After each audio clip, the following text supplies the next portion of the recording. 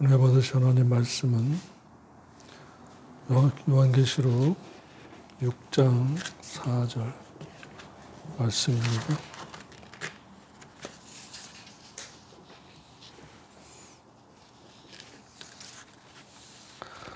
이에 붉은 다른 말이 나오더라. 그 탄자가 허락을 받아 땅에서 화평을 제하여 버리고 서로 죽이게 하고 큰 칼을 받았더라. 아멘. 아버지 하나님 감사합니다. 항상 아버지께 감사하기는 귀한 진리의 말씀을 깨닫게 하시고 진실하게 하나님 아버지를 섬기며 살게 하심을 감사합니다. 깨어있어 기도하면서 진리의 성령님의 인도하심을 받아 순종하는 성도의 삶을 살고 목회하게 하시고 최고의 가치를 천국을 소망을 두고 인도하시며 살아가게 하시니 감사합니다.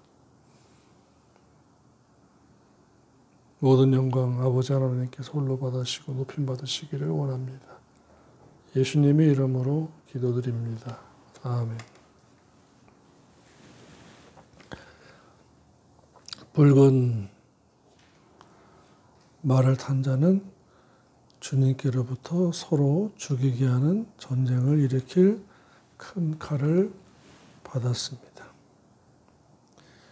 둘째 생물로부터 불러냄을 받은 붉은 말을 탄 자는 주님께로부터 세상에서 화평을 제하여 버리는 권세와 또 서로 죽이게 하는 전쟁을 일으키게 할 수 있는 큰 칼을 받아서 7년 대환란 중 전 3년 반이 지나면 세상에 거짓으로 주었던 거짓 평화를 제하여 버리고 서로 죽이게 하는 전쟁을 일으킬 것입니다. 다니엘서 7장 23절로 25절의 말씀 보겠습니다. 다니엘서 7장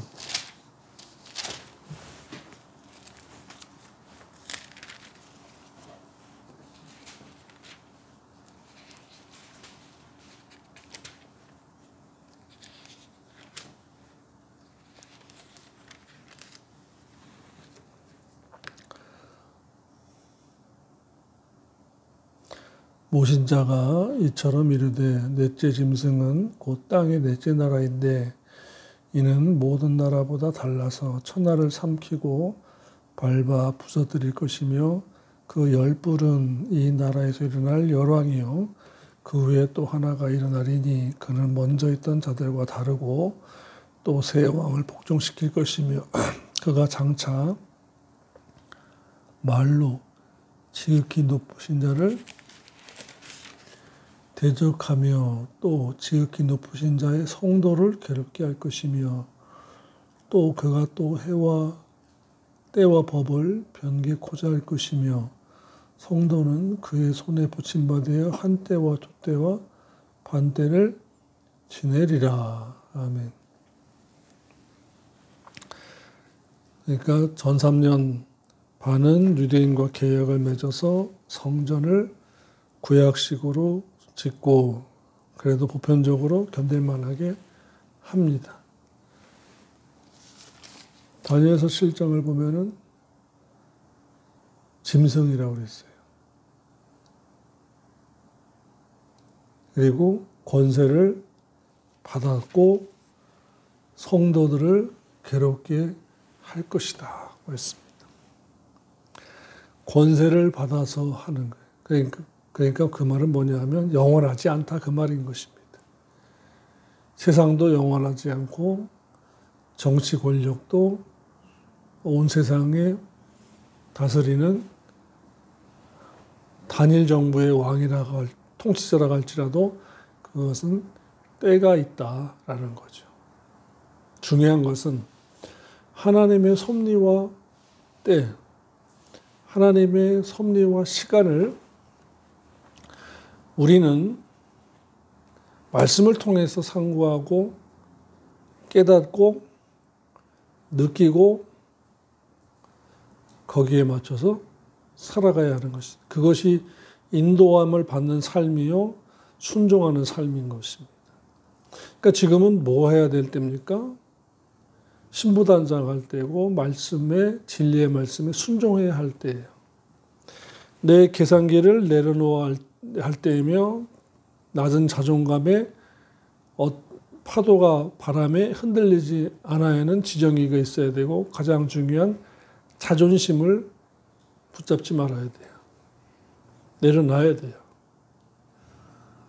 개인으로 자존심, 부모로서의 자존심, 형제 자매로서의 자존심, 어느 한 조직의 요원으로서의 자존심 다 쓸데없는 거예요.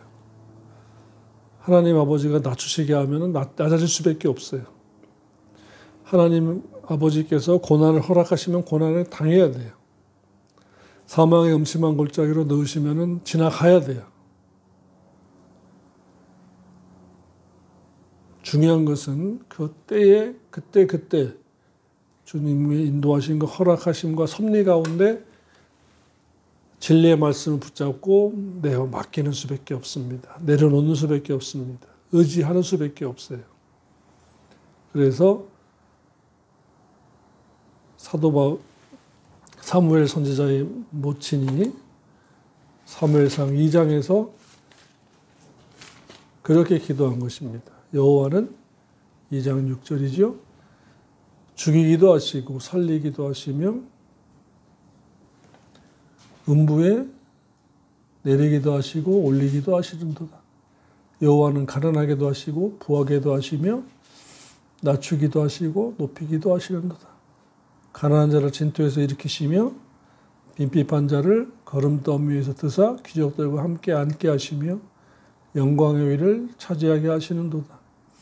땅의 기둥들은 여호와의 것이라 여호와께서 그 세계를 그 위에 지으셨도다. 아멘. 그러면서 3절에 여호와는 지식의 하나님이라 행동을 달아보신다라고 말씀했습니다. 어떻게 행동할 것이냐? 동편의 바람, 서편의 바람을 주시기도 하시고 가난의 바람, 부자의 바람도 주시기도 하시는데 어떻게 행동할 것인가를 무게를 달아보시는 지식의 하나님이다라는 것입니다. 얼만큼 말씀을 알고 깨닫고 배웠느냐예요. 교회의 중요함은 말씀을 배우는 것이에요.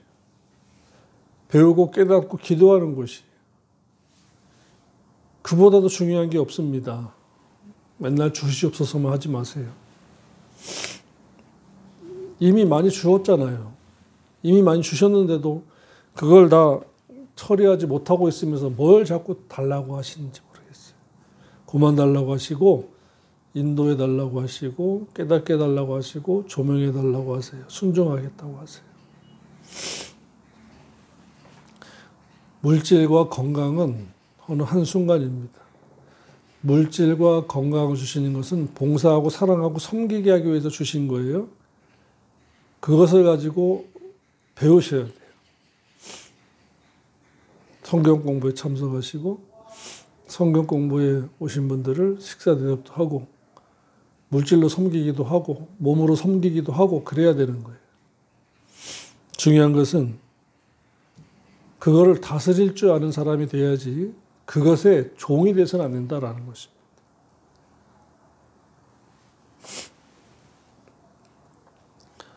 그러므로 전 3년 반은 유대인들과 적그리스도와 계약을 맺어서 성전을 구약식으로 짓게 하고 후 3년 반이 시작되면은 그때로부터는 혹독하게 당합니다.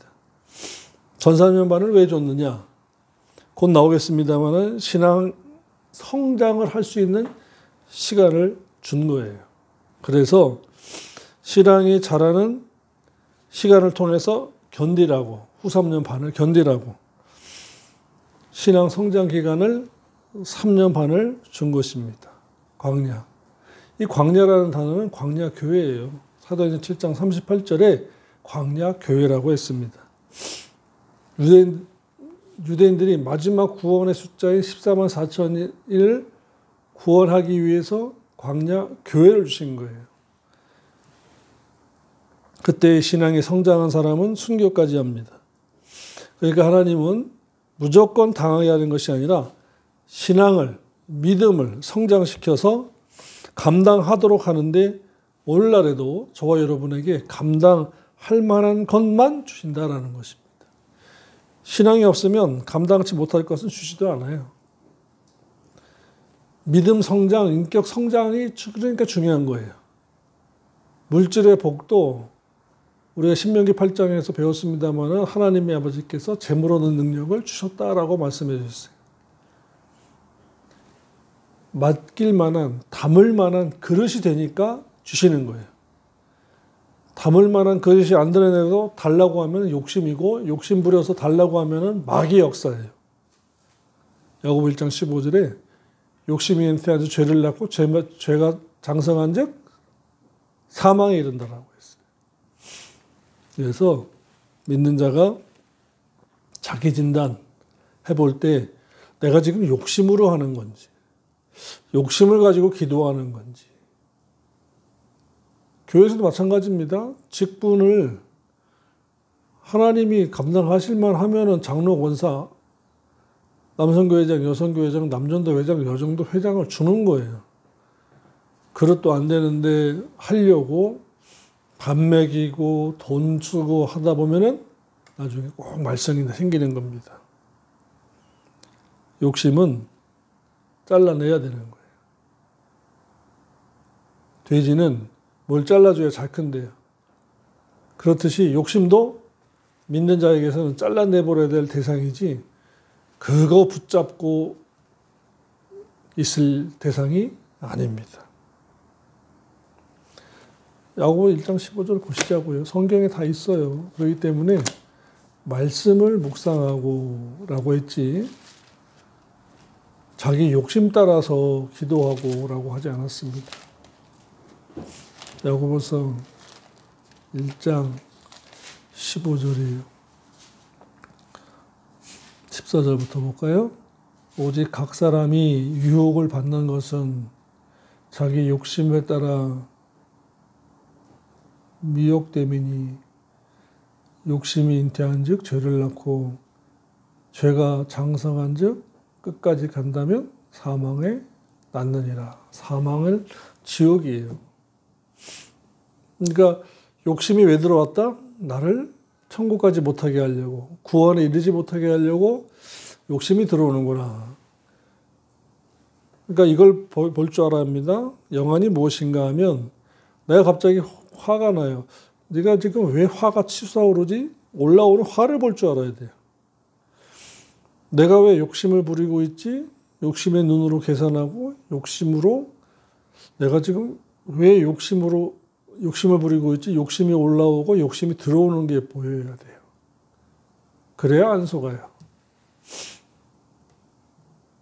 자녀들에게도 마찬가지입니다. 막 소리 지르려고 할 때 감정이 막 치솟아 올라올 때 그 감정의 포로가 되면 왜 그러지가 떠오르지 않고 그냥 감정으로 확 나가버립니다. 그러나 감정을 어느 정도 훈련받고 감정을 절제할 수 있으면 감정이 탁 올라올 때 왜 지금 화가 올라오지? 왜 짜증이 올라오지? 이것이 보여지고 깨달아집니다.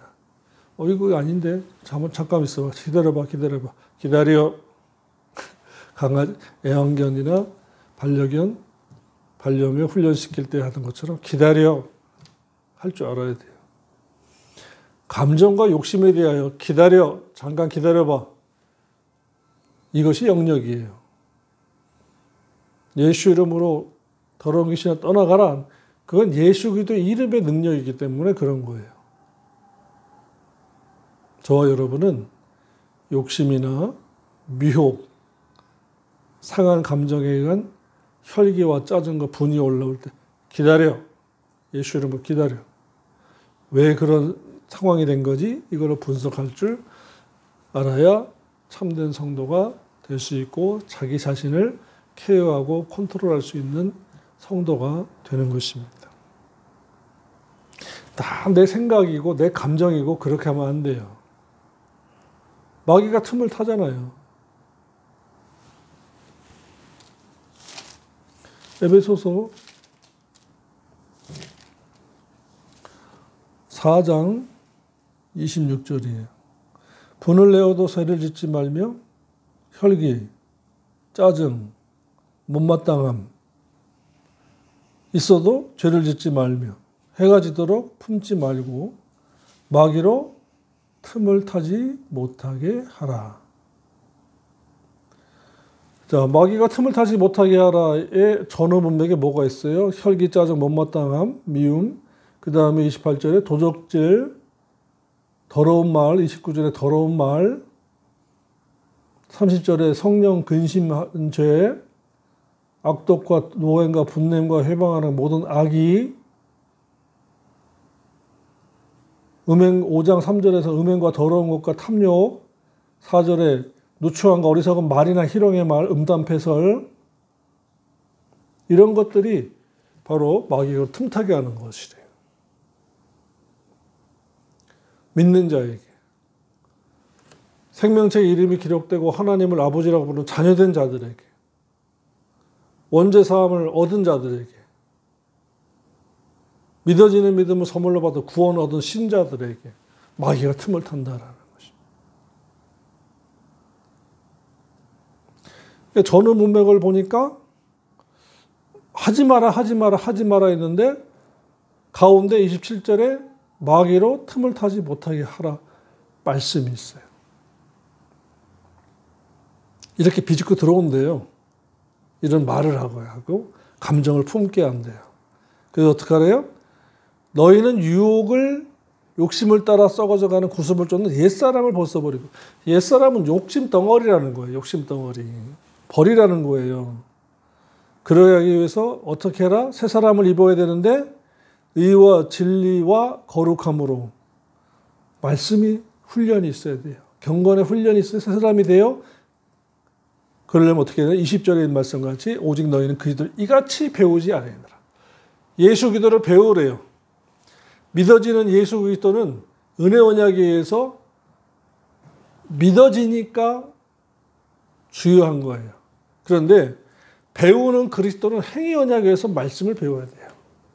진리를 배워야 돼요. 내가 곧 길이요 진리요 생명이니 라고 말씀했어요. 진리이신 예수 그리스도를 배워야 돼요.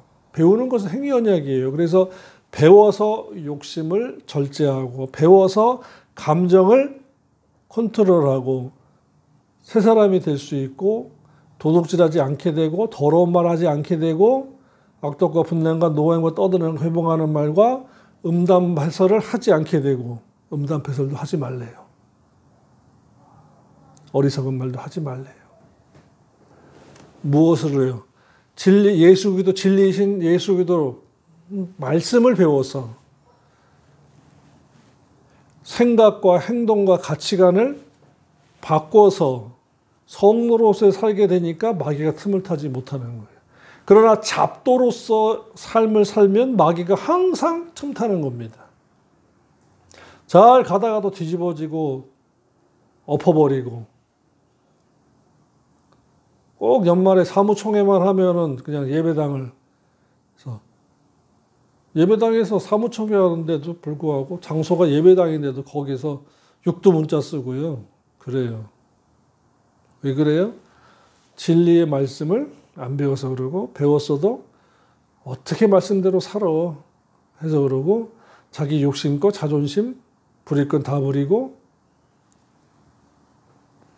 세상을 사랑하고 자기 사랑, 돈 사랑, 쾌락 사랑을 하기를 하나님보다 더 사랑하고 경건의 모양을 있으나 경건의 능력을 부인하는 자들이 꼭 연말에 사무총회 할 때 보면은 예배당 안에서 그렇게 시끄럽게 떠듭니다.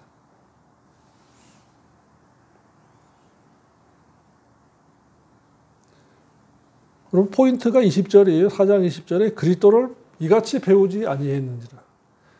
믿어지는 예수 그리스도, 배우는 예수 그리스도가 은혜 언약과 행위 언약으로 달라요. 그러니 어떡합니까? 배워야 돼요. 배워야 됩니다.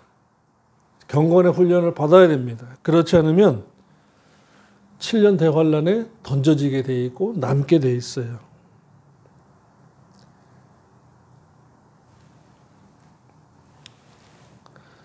이러므로 붉은 말을 탈 자는 7년 대환란이 시작될 때에는 세상에 평화를 외치는 흰 말을 탄 자로 나타나지만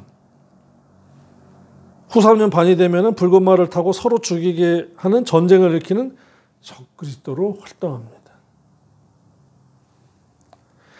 같은 사람인데 3년 반 만에 모양이 바뀌고 하는 일이 바뀌고 본질이 드러난 거예요. 속았다 할 때는 늦습니다. 지금 저와 여러분이 계시록을 공부하고 계시록의 말씀을 통해서 주일 예배를 깨닫고 하나님 아버지 앞에서 배우는 것은 지금부터 똑바로 살자라는 거예요. 늦지 않았어요. 회개를 철저히 하고 진실하게 살고 좀 더 진실해지고 조금만 더 신보단장하고 옛사람을 벗어버리고 주의 뜻이 무엇인가 분별해서 하나님을 섬기고 기쁘시게 하는 삶을 살면 됩니다. 그런데요, 마귀가 여태까지 너 그렇게 안 살았잖아. 왜 그래 갑자기? 마귀가 놀라서요. 주변에 있는 9마귀 더 데려다가 더 옛사람보다 더 악하게 하려고 유혹합니다. 그래서 영적인 전쟁이 더 철저한 겁니다. 영적인 전쟁은 더 철저한 거예요.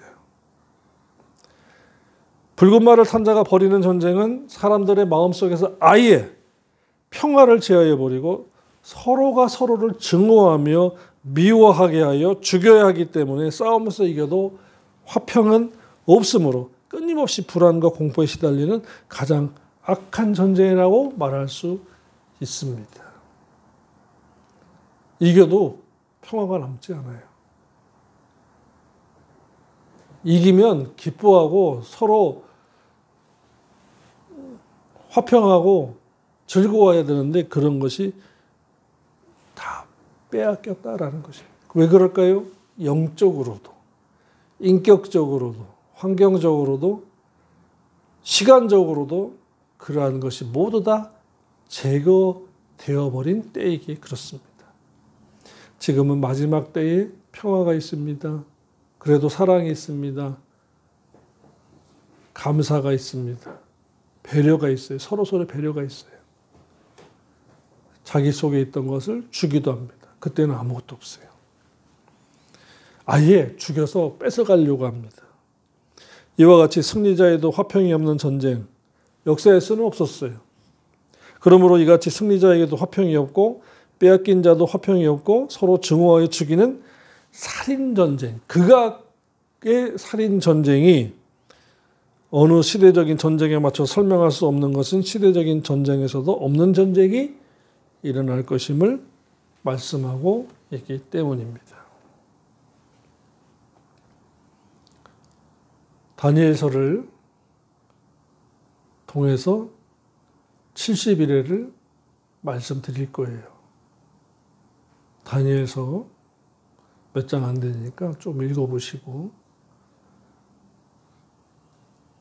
마음에 말씀을 받을 준비를 하시고 다음 주에는 예배드릴 준비하시기를 부탁을 드립니다. 결론은 뭐예요? 지금 준비하자. 무엇을? 부활할 준비, 휴거할 준비, 혼인잔치에 들어갈 준비.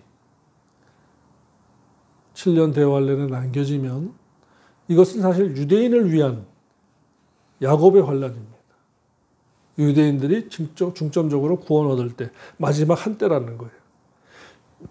예수 그리스도의 십자가 구속사건으로 69일회가 끝나고 마지막 한때인 7년 반이 전까지는 공백기간이에요. 즉 다시 말하면 이방인들이 집중적으로 구원 얻을 때인 것입니다. 지금은 이방인들이 구원을 때예요. 보라 지금은 은혜 받을 만한 때요. 보라 지금은 구원의 날이로다. 이방인들이 중점적으로 구원을 받을 때가 바로 일곱 교회 시대인 것입니다. 그래서 주님의 공중강림과 성도들의 교회의 휴거와 혼인잔치가 신부들이 휴거하면 그때 마지막 남을 한때 7년이 이제 70일에가 채워지는 거예요. 그것이 끝나면 천년왕국이고 영원한 하나님의 나라가 이렇게 이어지는 것입니다. 이와 같이 하나님의 영원한 시간 속에 이렇게 되어 있어요. 그래서 하나님의 시간 속에 들어가야 돼요. 무엇으로요? 진리의 말씀으로, 순종함으로. 이러한 저와 여러분이 돼서 하나님 앞 보좌 앞에 서는 그날에 면류관을 벗어 던지면서 영광을 돌려드리고 24 장로들과 그 생물들과 같이 하나님을 찬양하고 경배하는 자리에 우리가 함께 서고 들어가는 자 되기를 주님의 이름으로 축원합니다. 기도드리겠습니다. 하나님 아버지 감사합니다. 내세를 준비하는 현세의 지혜자들이 되도록 진리를 열어주시고 진리를 사모하여 진리로 거룩하게 저희들을 강복하여 주옵소서. 예수님의 이름으로 기도드립니다. 아멘.